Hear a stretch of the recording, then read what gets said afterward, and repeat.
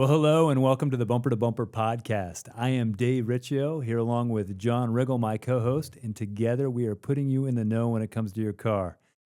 John, one of the things that comes up that I think about for consumers is they got something wrong with their car, but they don't know what to do about it. Mhm. Who to start calling? Where do I go? And maybe they get their oil change done at a quick place, and so those guys know some information. But Yeah. when I was changing oil when I was young, I didn't know that much about cars. Sure. It's only with my 20 or 30 years of experience that all that stuff comes into play. So, Tri-City Transmission and Auto Repair, where we work, we do a lot of regular repair, but we do a lot of transmission repair as well. And I think it would be helpful to let people know what are some of the signs that your transmission may be failing. Right. And this is a little bit, I want to play a little bit the devil's advocate on it because people think their transmission's failing when they're not. Yeah. Mhm. So, what would be the number one sign that somebody might feel when they get in the car? Well, maybe the car doesn't move. That's a big one. I didn't have that on my list, but I mean, that was the first one when I was sitting here thinking about that. I'm like, okay, you get in, you put the thing in drive, and it doesn't move. Okay, well, that's a good possibility. That is a good possibility. And, I kind of forget about that. But, if I was working on cars 20 years ago, Mhm. cars came to us on tow trucks all the time, Yeah. right? They were Mhm. just broken. Sure. So you knew you had a problem. Yeah. The modern car, not so much. It's kind of like this weird thing that happens every now and then. You're like, that didn't quite feel right, but I'm not sure what's going on. Right. Right. So what might So- be something, a little telltale Yeah, sign? I'm going to say noise is one of the telltales. Unusual noises. We get pump rattles and squeaks and whines. Okay. That change with vehicle speed or In Yeah, the something like in the old days, as far as noises go, we used to hear a lot of power steering pumps. The Fords were notorious for Yeah. making that whining noise when you would Yeah, go you do- back and you forth. do that well, yeah. I've heard people do it for me. It's doing Okay. this. Okay. But so it makes that noise. Well, transmission pumps can also make that same noise. Yeah. And what it is, the reason the power steering pump is making noise, the Fords were just, the design wasn't that great. Yeah. But when a pump is low on fluid, it cavitates, Mhm. and that cavitation sounds like a whining sound. Mhm. And that whining sound, like with a power steering pump, it's consistent with the engine RPM. So the whining gets more intense as you rev the engine Yeah, the and frequency slows increases. back down. Mhm. Yeah, so Yep. transmission pumps are very much the same way. So as you rev the engine, they're going to speed up. Mhm. As the engine slows down, Mhm. and you can see that on your RPM. And I don't know how many people know what RPM gauge is, but that's revolutions per minute. Yeah. And most cars are going to vary somewhere between 600 to 800 RPMs, and some high performance stuff might see 6,000 or 7,000 Yep. RPMs, but not very often. Yeah. So that's one noise, whining. The other noise that happens, we call it a squawk in our business. Yeah. Mhm. So when your car shifts, and a shift is an event. So when I Yep. leave a stoplight, for the majority of transmissions, I'm in first gear when I leave that stoplight. I take my foot off the brake, I start going, I'm Mhm. in first gear, and then the first event is a shift from first to second. Mhm. And I'm going to use a simplified transmission Sure. for this explanation. So first to second. Now I'm in second gear. As I get going fast enough in second gear, it's going to go ahead and shift into third gear. So another event. So in these events, and every now and then we'll hear a squawk during a specific event. Yep. And I'm thinking of Ford F-150s. I think they get a Oh squawk. yeah. Yeah. 5.3 downshift squawk. 5.3 downshift. So Mhm. the other thing, you're feeling those events going up, but now you want to go faster, you tromp down on the gas. Well, you may be in fifth gear, Mhm. and in this case, it goes down to third gear. Yeah. So a squawk is another noise. But generally, other than pump noise or squawks, I don't technically think of transmission noise a lot. No, we get some growls out of them. When we have final drives and the Oh, yeah? transaxles Yeah. fail. Excellent point. Yeah. So that's another noise, and that'll be a noise that we usually pick that one up. Kind of coming down to a decel. You're decelerating, coming up to a light. You may get a growl out of the thing as it comes down, and that's another noise that can be an indication. Yeah, we see that probably a couple times a month. Yeah, yeah. And there's the other ones that I get. Sometimes those front pumps, when they are the front pump in the transmission is just a hydraulic pump, and a lot of times they go through a phase where they will whine Mm-hmm. then they start to rattle. You'll hear a rattle out of them. Yep. And quite often, then the noise will go away. And one of the things that I do, I see a lot of cars with restricted filters. Uh-huh. So they will start to whine on me when they're in the bay. Okay. And then all of a sudden that whine will go away. When that whine goes away, the trans usually stops working, right? Okay. That's when I come up with the no drive situations. I let them run for a little bit longer, and all of a sudden that whine will start to come back. When that whine comes back, it means that fluid dropped down in the pan. We lost our prime in the pump. It'll sit there. As soon as it loses the prime, it'll pull some more of that fluid back up. And it'll be this cyclical event that happens. And that's how I spot the restricted filters in them. And we were talking about pump cavitation earlier. So if a pump is low on fluid, where it's starved for fluid, that's where the whining comes from. The reason filters can plug up is that something in the transmission is breaking up and the inlet surface is covered with debris. Yeah. And so that is starving the pump because the inlet of the pump has a filter attached to it. Right. Literally, the filter plugs right into the bottom of the pump in most vehicles. So that's where the whining comes up. And then the other thing you started to say, and I want to clarify, transaxle. Yeah. Now, so people aren't confused. There's transmissions. Now, traditionally, a transmission ran the length of the car. So you had the engine. Behind that, you had the transmission, and then went to the rear differential. Yep. Well, somewhere in probably 1984 or something like that, and they started putting the transmission front-wheel drive. Right. So they had to combine the transmission and what would have been the rear axle. Now it's a transaxle, so it has the differential in it. And one of the ways you spot differential noises is on and off the gas. So when you're accelerating or it's under a little bit of a load, it makes one noise. When you let off, maybe the noise changes or goes away, or is kind of the opposite reverse noise. Yeah. Because you're switching back and forth between the teeth. Yeah, and usually at the beginning, that's a whine that we start to hear. And like I said, or like you just said, as we tip into it, sometimes we'll get the noise to come. When we come back to a neutral position where we're just cruising, the noise will diminish a little bit. And sometimes when we back off, then it'll come back. So it's all related to more so vehicle speed down the road than just engine speed, right? And I would say that's almost that. What you just said right there can be used for a lot of noises. Yeah. So we're trying to determine, is that noise consistent with the engine speed? So as I rev the engine, does the speed, does the noise frequency change? Or as I go faster, does it change? And for us, we know the difference. So as we go faster, if it gets noisier, that could be a wheel bearing, right? Yeah. But if it gets noisier as the engine speeds up, and when the engine shifts and the RPM comes down, if it gets quieter again, well, now it's more in the engine transmission direction. Yep. So good way to look Absolutely. at noises. The other biggie that I see come up, signs, and we're saying transmission failure, but don't think the worst, because, I don't know, probably we say 70%, maybe 80% of the time people come in thinking they need a transmission. They really don't need one. They need, maybe a solenoid or a sensor, or maybe their fluid level was incorrect.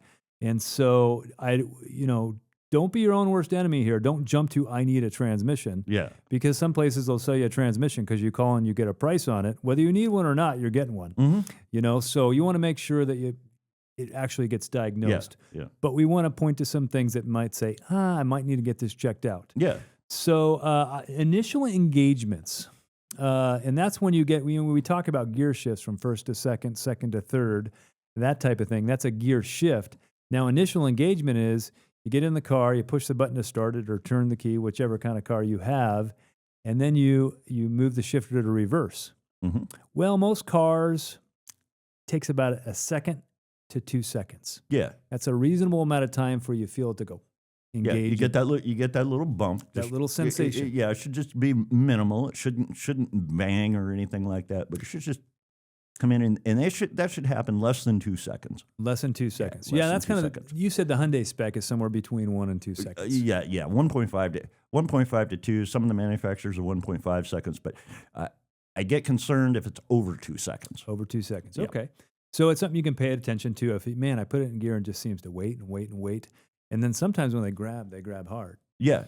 Well, in the next situation with that, does it delay going into reverse? Does it delay going into drive? Makes and a this is difference. where we start to pay attention to what the actual symptom is. So if we have a delay going into reverse and drive, that may mean one thing to me. I may go looking for overall line pressure problems, Right. things like that. If I have one that's specific where it delays, I've got a 4-second delay to reverse or something like that. Okay, I'm going to start thinking low reverse clutch, whatever we've got applying there. And just the same with, I put it in drive, I put it in reverse, engage is good. I put it in drive. I got to wait 4 seconds before it will engage, and then you'll feel it engage. I may think of some other things. The other thing that I want to pay attention to is if I go from reverse to drive and I've got a 4-second delay before it actually goes into drive, if you pull that lever back to drive and you don't wait that 4 seconds and you start to step on the gas, like you were saying, it will rev up. And then when you hit that 4-second mark, a lot of times they just bang in. Yeah. So any of these unusual engagement issues and things like that, that's something you really want to kind of pay attention to. And I'm going to partially segue a little bit. And this is, in the old days, we talked about transmissions with morning sickness, old C4s and C6s. And as they age, the seals would get in, the seals internally in the transmission. It's a hydraulic machine. Those seals would get old and hard and they wouldn't seal up that well. Yeah. And so when they were referring to morning sickness, they were saying, we start the car up in the morning, you pull it into gear, it doesn't want to move right away. But as the car warms up and those seals soften up and they start to seal better and things expand and contract and the fluid actually gets bigger molecularly. Yeah. And so it starts to seal better, it'll start to work. So that's morning sickness. And you can still see morning sickness on a car, but low fluid a lot of times is, you say, well, I'm paying attention, is it to reverse or is it to drive? Now, if it's to both, reverse and drive or delayed, I may be low on fluid. Yeah. And you're thinking to yourself, man, I didn't see any leaks in the driveway. Transmissions only go on low on fluid because they're leaking. Yeah. They don't burn fluid like an engine might burn engine oil and go low on fluid. Right. So morning sickness is one thing, but what happens is, I'm going to give you an example because this one gets people. And there's no dipsticks on transmissions anymore, so technicians make this mistake often. Yeah. Someone gets a radiator in July when it's hot and the radiator bursts, okay? That radiator has a transmission cooler on the inside of it, which houses about a quart of transmission fluid. So when they take that radiator out and they put the new radiator in, they reconnect the transmission cooler lines, everything works great, even though the transmission is now a quart low on fluid. It doesn't show up until it's cold in December or in January because transmission fluid expands and contracts with temperature. Yeah. So low fluid will not show up necessarily in July, but it'll definitely show up in December. So that's when I think of those initial engagements. And that may be an issue where you've got a slow engagement when the car is cold, and then after you've been driving it for a while, you go to the grocery store or whatever, come back out, get in it, and drive it, and it works fine. So that's a situation where cold fluid level versus hot fluid level changes. So that's another observation we want to make when we interview the customer is, when does this happen? Does this happen first thing in the morning when you go to drive it, or is it do it in the afternoon, after you've been driving it for a while, or if you stopped or whatever? So, and specifically my question, because I interview people on the phone, I say, so I get a sense, because transmissions sometimes will behave differently based on operating temperature. And I clarify, I'm not talking about the temperature outside, I'm talking about the operating temperature of the vehicle. When you start that car, if it's 80 degrees outside, the engine and transmission are at 80 degrees. right. As it starts to warm up, if the car's been sitting for a while, but as it starts to warm up and you've been driving the car for 10 minutes, 15 minutes, now it's up at the 200 degree mark. Transmissions will behave way differently between 200 degrees and 80 degrees. That's a question we ask and something you may want to communicate when you're speaking with your shop. And not to go on too long, but this one is kind of a tough one because people call me up, they say, my transmission's slipping, I need a new transmission. How much? Yeah. That's the question. And I say, what do you mean slipping? Oh, it's slipping. It's, but I tell them, hey, listen, if I hear slip from 10 different people, it literally means 10 different things to 10 different people, and 9 of them are wrong. Yeah. But it is a buzzword at the transmission shop because everyone calls up and says, my transmission's slipping. And I've talked to enough people, thousands in relation to transmission problems, and I'm looking for certain keywords. Someone will say, yeah, it's slipping at 45 miles an hour. Yeah. Okay, well, describe that to me. They say, well, it seems like it's hunting. It doesn't know what gear to be in. Yeah.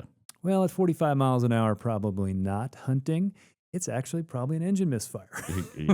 But they're going to describe it as a slip. Yeah. But transmissions do slip. And what we mean by slipping, and I'm going to throw slipping and jerking almost together because those are two things. So If the shifts are hard, some people will say it's slipping. Well, when it goes from that first gear to second gear, clunk, they feel it. Okay. So that could be one. It may, or they get a little bit of rev in the shift, so it feels like the engine actually speeds up during the shift and then it clunks in. Yeah. So that's yeah. another way. Or it's mushy. Yeah. So slip to me is when the engine RPM is increasing and the vehicle speed isn't.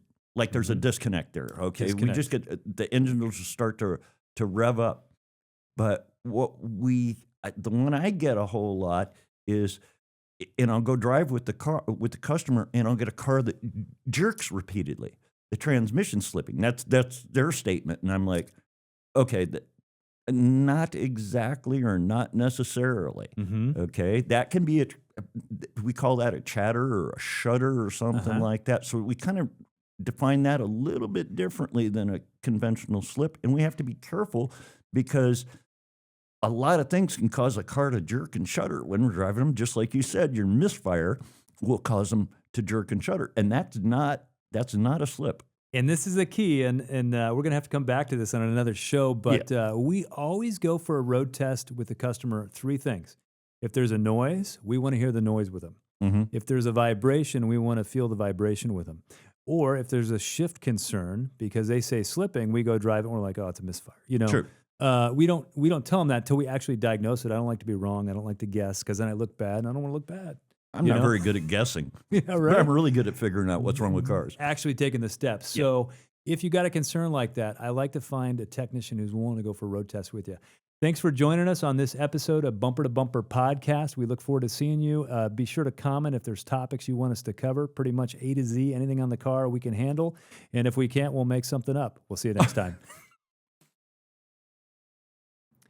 Well, hello, I'm Dave Riccio, your host of the Bumper to Bumper Podcast. And I would like to thank you for tuning in. If you want one of your car questions to be answered on our podcast, tap the link in the description for a chance to have your question featured.